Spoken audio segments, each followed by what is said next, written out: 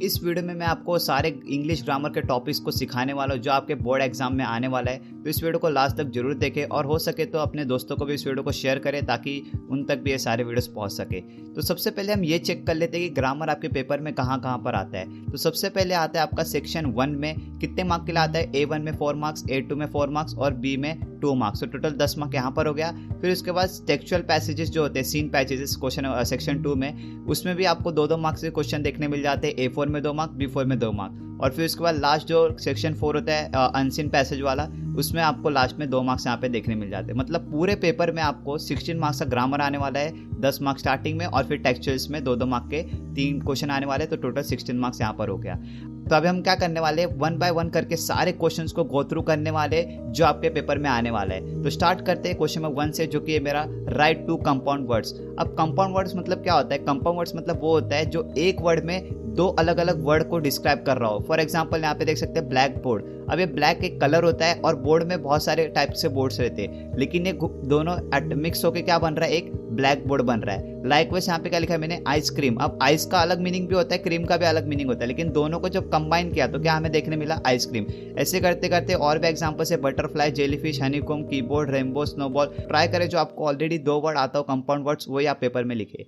Question number 2, punctuate the following sentence. अब ये type के भी क्वेश्चंस आपको देखने मिल जाएंगे जहां पर आपको एक अनपंचुएट सेंटेंस दिया होगा और उसको आपको पंचुएट करना होगा। तो इस वाले में हम कैसे पंचुएट करेंगे, सबसे पहले देखो यहाँ पे क्या लिखा है, डॉक्टर आइंस्टाइन। तो ये वर्ब है, तो वर्ब आपको पता होगा हमेशा कैपिटलाइज्ड होता है। फिर उसके साथ साथ जो फर्स्ट लेटर होता है वो भी कैपिटलाइज्ड होता है, लेकिन यहाँ पर देख सकते हैं आई एम इस वाले फॉर्म में दिया है, लेकिन हमें पता है कि बीच में एपोस्ट्रोफी मार्क आएगा। ऐसे आपको सारे पंचुएशन जो क्वेश्चंस रहते हैं वो आपको प्रैक्टिस कर लेना ताकि आपको जो है ये टाइप के क्वेश्चंस आप अटेम्प्ट कर सको।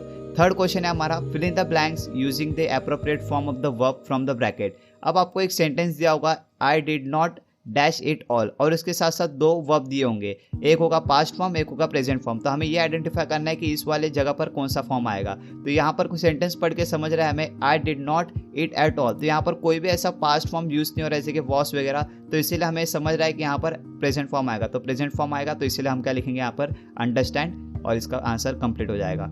फोर्थ क्वेश्चन आएगा आपको, pick out the infinitive from the sentence. इसका मतलब क्या होता है, इंफिनिटिव मतलब क्या होता है, any verb that is preceded by the word two is an infinitive. अभी एक सेंटेंस दिख रहा है यहाँ पर आपको, इस वाले सेंटेंस में टू कहाँ पर देखने मिला है, यहाँ पर, और उसके बाद क्या देखने मिला, एक वर्ब। तो इसका मतलब ये क्या हो जाएगा मेरा, इंफिनिटिव। तो मैंने लिख दिया इंफिनिटिव टू ग्रो। फिर उसके बाद आएगा 5th question, make a meaningful sentence using the following phrase. आपको कोई भी फ्रेज दिया होगा, जैसे कि यहाँ पर लिखा है टू लुक इनटू।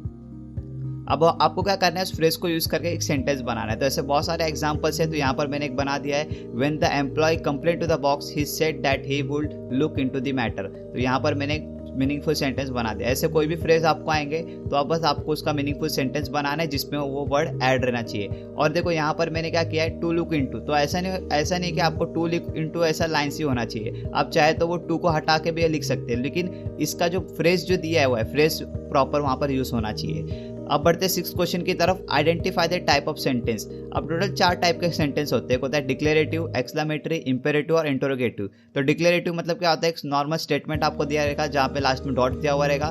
फिर उसका एक्सक्लेमेटरी मतलब क्या होता है, एक्सक्लेमेशन मार्क दिया हुआ रहेगा। इंपेरेटिव मतलब कोई भी एक कमांड दिया होगा। तो आप स्टेटमेंट और कमांड में थोड़ा सा ध्यान से पढ़ना कि वो स्टेटमेंट दिया है नॉर्मल या फिर कोई कमांड कर रहा है, कोई आदेश दे रहा है उसे, तो उसके भी लास्ट में डॉट ही रहेगा। फिर इंटरोगेटिव में क्या होगा, क्वेश्चन मार्क दिया हुआ रहेगा। तो इस वाले सेंटेंस को देख के हम समझ रहे हैं यहाँ पर एक्सक्लेमेशन मार्क यूज हुआ है, इसका मतलब ये क्या है, मेरा एक्सक्लेमेटरी सेंटेंस।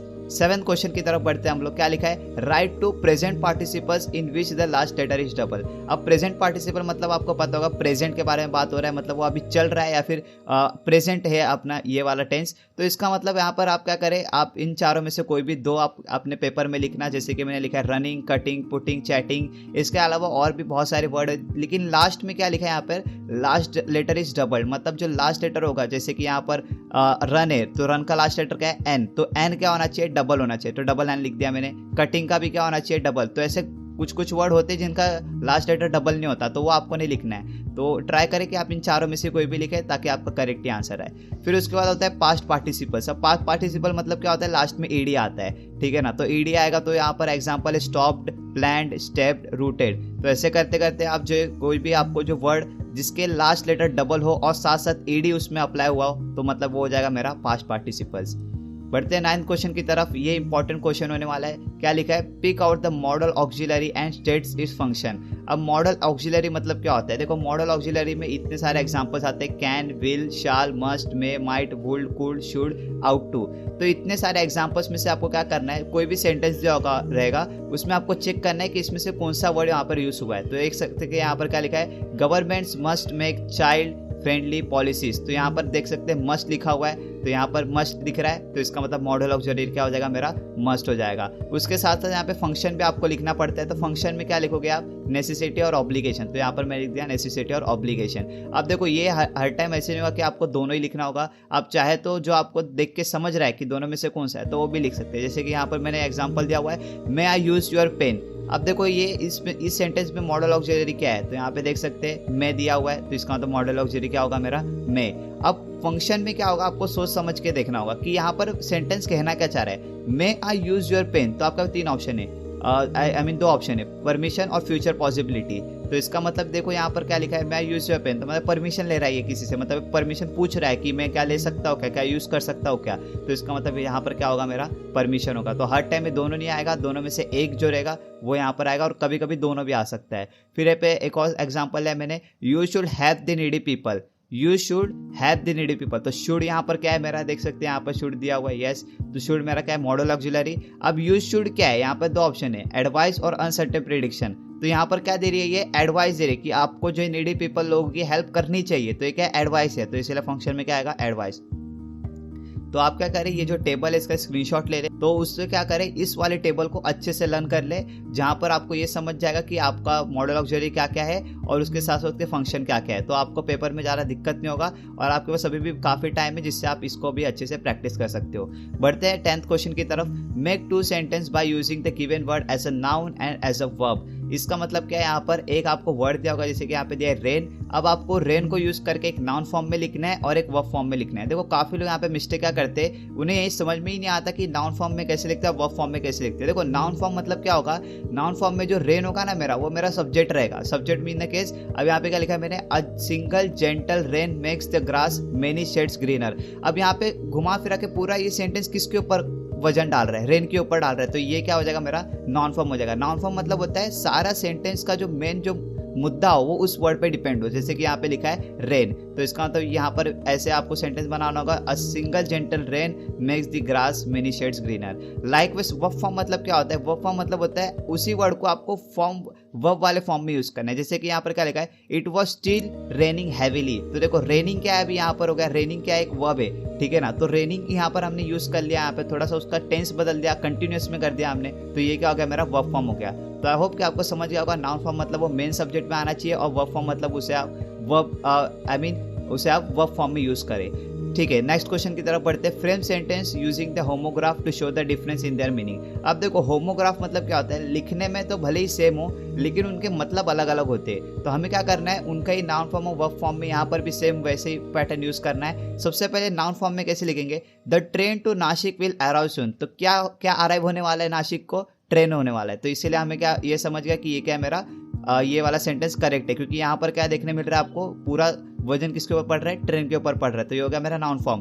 फिर आपको क्या करना है, वर्ब फॉर्म में यूज करना है। तो अब आपको पता होगा ट्रेन्स मतलब क्या होता है, ट्रेन्स मतलब होता है मेहनत, या फिर ट्रेन्स मतलब होता है प्रैक्टिस। तो यहाँ पर लिखा है he trains for 7 to 8 hours every day for the upcoming competition. तो यहाँ पर देख सकते कितना हमने माइनरली यहाँ पे वर्ड को यूज करके जो है दोनों अलग अलग मीनिंग निकाला है, पहला नाउन फॉर्म में और दूसरा फिर वर्ब फॉर्म में। ऐसे आप और भी क्वेश्चन को प्रैक्टिस जरूर करें पेपर जाने से पहले।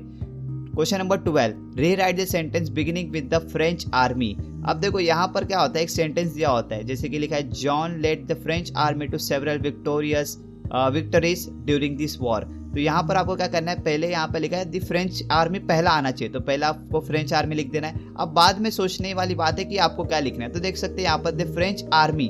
अब आपको एक क्वेश्चन पूछना है कि द फ्रेंच आर्मी क्या है, फ्रेंच आर्मी क्या है, तो आपको पहले पढ़ने मिलेगा John led the French army. तो अब देखो लेड क्या है, मेरा लेड यहाँ पर मेरा पास्ट फॉर्म है, क्योंकि लीड होता है प्रेजेंट फॉर्म और लेड क्या है, मेरा पास्ट फॉर्म है।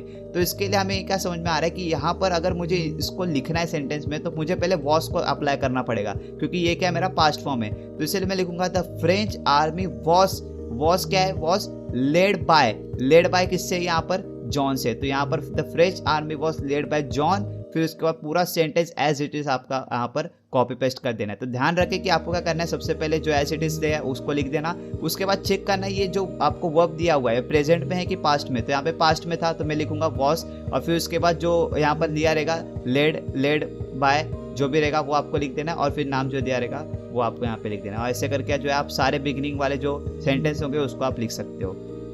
13 क्वेश्चन है मेरा, find 2 hidden words of minimum 4 letters from. अब आपको यहाँ पर एक मैंने वर्ड दे दिया और क्या करना है आपको इस वर्ड में से 4 लेटर वाले जो है वर्ड को आपको ढूंढ के हिडन वर्ड्स को ढूंढ के निकालना है। तो यहाँ पे मैंने लिख दिया सोलो, अल्सो, लॉस, कॉल। तो ऐसे क्वेश्चंस आते हैं, काफ़ी इजी होते हैं। सिर्फ आपको क्या करना है, आपको बस ढूंढ के कोई भी यहाँ पे लिखो। सिर्फ ध्यान रखना कि 4 लेटर होना चाहिए, क्योंकि क्या लिखा है यहाँ पे 4 लेटर फॉर्म, मतलब 4 लेटर्स और उससे भी ज़्यादा आप लिख सकते हो, ठीक है ना। तो 4 वर्ड यहाँ पे मैंने लिख दिया है। क्वेश्चन नंबर 14 लिखा है मैंने, rewrite the sentence using not only but also. मतलब क्या लिखा है, एक सेंटेंस मैंने आपको दिया हुआ है, उसको क्या करना है आपको उसमें यूज करना है नॉट ओनली बट अल्सो, मतलब ये दोनों फ्रेजेस को आपको यूज करने का है। तो मैं क्या करूंगा, अभी सबसे पहले सेंटेंस को अच्छे से पढ़ूंगा। The state parties are responsible for identifying and nominating new sites. अब देखो यहाँ पर एक की पॉइंट क्या है, यहाँ पर एक ट्रिक क्या है कि हर एक क्वेश्चन में ना जब आपको ऐसा आएगा नॉट ओनली बट अल्सो तो एक एंड जरूर देखने मिलेगा। तो एंड सबसे पहले ये समझ जाना, एंड हमेशा आपका यहाँ पर रिप्लेसमेंट में बट अल्सो ही आएगा। जैसे कि देख सकते हैं आगे लिखा है आइडेंटिफाइंग, एंड के जगह पे क्या लिख दिया मैंने, बट अल्सो। लेकिन अब नॉट ओनली थोड़ा सा सोच समझ के लिखना कि नॉट ओनली कहाँ पर लिखना है। तो आपको कैसे समझेगा, पहले आपको सेंटेंस को 2 बार अच्छे से पढ़ना है। The state parties are responsible for identifying, मतलब रिस्पॉन्सिबल किसके लिए, 2 कामों के लिए। किसके लिए, पहले आइडेंटिफाइंग करने के लिए, दूसरा नॉमिनेटिंग करने के लिए। तो इसीलिए हम क्या लिखेंगे, the state party are responsible for को क्या करेंगे, थोड़ा सा फॉर और रिस्पॉन्सिबल के बीच में एक हमें गैप डालना होगा और वहां पर क्या लिखना होगा, नॉट ओनली। तो क्या हो जाएगा मेरा, responsible not only for identifying, मतलब सिर्फ और सिर्फ आइडेंटिफाइंग के लिए नहीं यूज हो रहा है, उसके साथ साथ but also nominating news sites. तो बट अल्सो तो पहले ही आपका क्लियर हो जाएगा। सिर्फ नॉट ओनली को ध्यान रखना कि जहां पर वो मेन जो सेंटेंस का आंसर स्टार्ट हो रहा होगा। अभी ये देखो, ये the state parties are responsible for what, तो फॉर को क्या करना, उसको आप साइड में ले लेना और उसके बीच में आपको क्या लगाना पड़ेगा, नॉट ओनली। तो ये क्या हो गया मेरा, यहाँ पर सेंटेंस मेरा रीराइट करके मैंने उसे अच्छे से लिख दिया है। तो ऐसे का टाइप का क्वेश्चन भी कंपलसरी आते हैं, तो इसको भी अच्छे से प्रैक्टिस कर लेना। 15 क्वेश्चन है मेरा, complete the word chain of noun. अब देखो वर्ड चेन ऑफ नाउन मतलब क्या होता है, जो लास्ट लेटर रहेगा उस लास्ट लेटर को लेकर आपको एक दूसरा नाउन यहाँ पे लिखना है। तो यहाँ पे नोटबुक लिख लिया है मैंने, क्योंकि मेरा एन क्या है, मेरा लास्ट लेटर है। तो नोटबुक क्या है, कोई भी वर्ब। देखो यहाँ पर नाउन ना बहुत ईजी होता है, क्योंकि आप यहाँ पे कोई लड़के का नाम भी लिख सकते हो। फॉर एग्जांपल नीतीश हो गया, या फिर कोई भी ऐसा नाम हो गया, वो भी आप लिखोगे तो भी यहाँ पे चल जाएगा, क्योंकि आपको घुमा फिरा के नाम ही लिखने का है, ठीक है ना। तो नोटबुक लिखो, कुछ भी लिखो, सिर्फ वो नाउन होना चाहिए। फिर उसके बाद के है यहाँ पर, तो फिर नेक्स्ट जो आपका यहाँ पर जो वर्ड आएगा वो के से स्टार्ट होना चाहिए। तो कंगारू लिख दिया मैंने, एनिमल का नाम लिख दिया। फिर उसके बाद ओ से खत्म हुआ, तो ओ से क्या लिख दिया, ऑरेंज फ्रूट का नाम लिख दिया। तो कोई भी जो है आपको क्या करना है, सिर्फ लास्ट लेटर को लेके नेक्स्ट वाला जो रहेगा वहाँ पर वर्ड, वो सिर्फ उसके लास्ट लेटर के फर्स्ट वाले लेटर में आना चाहिए, बस। और ऐसे करके एक और क्वेश्चन आता है जिसमें आपको वर्ब भी लिखना होता है। तो मतलब ऐसा क्वेश्चन आएगा, complete the word chain of verb. तो वर्ब में भी सेम क्या करना आपको, अगर समझ लो कोई वर्ब दे दिया मैंने जंप, तो जंप में लास्ट लेटर क्या है, पी। तो पी से जाके दूसरा कोई वर्ब रहेगा वो लिखना है। फिर उसके जो वर्ड में लास्ट लेटर रहेगा उसको लेके फिर आगे वर्ड लिखना है। तो ऐसे करके 4 आपको लाइन दिए हुए रहते, तो चारों फिल कर देना है आपको, तो आपको अच्छे से मार्क्स मिल जाएगा। 16 क्वेश्चन है मेरा, arrange the following words in alphabetical order. मतलब आपको मैंने 4 वर्ड दे दिया, अब मुझे बताओ कि सबसे पहले, मतलब इन अल्फाबेटिकल मतलब ABCD करते आपको देखना है कि सबसे पहले कौन सा आ रहा है। तो देखो यहाँ पर इतना तो देख के आपको समझ रहा है कि S पहले आता है, T बाद में आता है, फिर उसके बाद U आता है। फिर यहाँ पर एक और क्या निकल के आ रहा है, 2 ऐसे। तो S के बाद देखेंगे सेकंड लेटर क्या है, तो यहाँ पे C है, यहाँ पर भी C है, O। तो यहाँ पर थर्ड लेटर देखना पड़ेगा, थर्ड लेटर का है I। तो अब मेरे को बताओ I पहले आता है या फिर R पहले आता है। तो इससे हमें क्या करना पड़ेगा, ऐसे बोलना पड़ेगा ABCDEFGHI। तो देखो I पहले आ रहा है, R बाद में आ रहा है, तो इसलिए साइंस मेरा क्या हो जाएगा, फर्स्ट वर्ड हो जाएगा। फिर उसके बाद स्क्रिप्ट जो हो जाएगा मेरा सेकंड हो जाएगा। फिर टेंस है, तो मतलब टेंस तो पहले क्लियर हो गया था, टेंस। फिर उसके बाद अंडरमाइन। तो अगर समझ लो कोई भी ऐसा 2 वर्ड सेम आ रहा है, तो आपको आगे बढ़ते जाना है। फर्स्ट लेटर सेम हुआ तो सेकंड लेटर चेक करना है, सेकंड लेटर भी सेम हुआ तो थर्ड भी सेम हुआ तो फोर्थ। तो फोर्थ करके आपको जो क्लियर हो ही जाएगा कि जो है आपको कौन से ऑर्डर में लिखना है। तो फर्स्ट साइंस हो गया, सेकंड स्क्रिप्ट हो गया, फिर टेंस, फिर अंडरमाइन हो गया। तो ये ऐसे टाइप्स के क्वेश्चन तो ट्रिकी भी होते हैं। कभी कभी चारों के जो स्टार्टिंग के 2 लेटर सेम होते हैं, तो उस वाले में ध्यान रखना कि आपको माइनरली चेक करना है कि कौन सा पहला आ रहा है, कौन सा बाद में किस करना।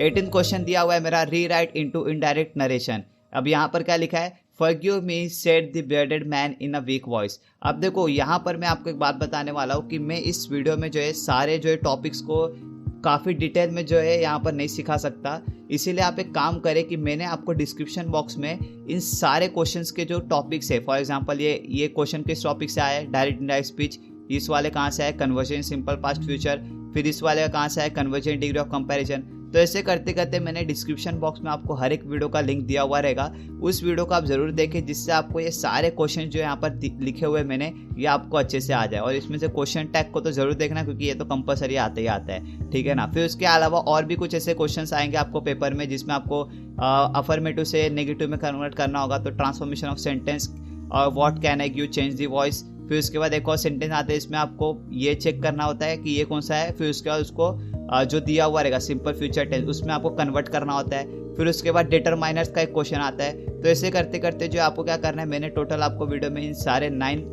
जो टॉपिक्स के वीडियो के लिंक दिए होंगे, वो आपको सभी को देखना है और ये सारे क्वेश्चंस को प्रैक्टिस करना है। तो आई होप कि आपको एक आउटलाइन जरूर मिल गया होगा इस वीडियो को देखकर कि आपको बोर्ड में कैसे कैसे क्वेश्चन आने वाले। और बस ये 22 टाइप के क्वेश्चन आपको प्रैक्टिस करना है, इसके अलावा कुछ एक्स्ट्रा नहीं आने वाला, ठीक है ना। तो ये मैं पहले ही क्लियर कर देता हूँ। तो बस आपको कह रहे वीडियो के डिस्क्रिप्शन में मैंने जो वीडियो का लिंक दिया हुआ है उसको देखे और उससे समझे, और फिर ये सारे क्वेश्चन को जरूर एक बार प्रैक्टिस कर ले। तो बस आज की वीडियो में इतना ही। अभी नेक्स्ट जो है मैं एप्रिसिएशन का एक वीडियो डालने वाला हूँ, तो उसको ज़रूर वॉच करना, जिसमें आपको सारे एप्रिसिएशन मैंने दिए हुए, और अगर आपने उसे बोर्ड में लिखा तो आपको इजीली 5 में से 5 इजीली मिल जाएंगे, ठीक है ना। तो बस इतना ही जगह, मिलते हैं हम नेक्स्ट वीडियो में, तब तक के लिए बाय बाय।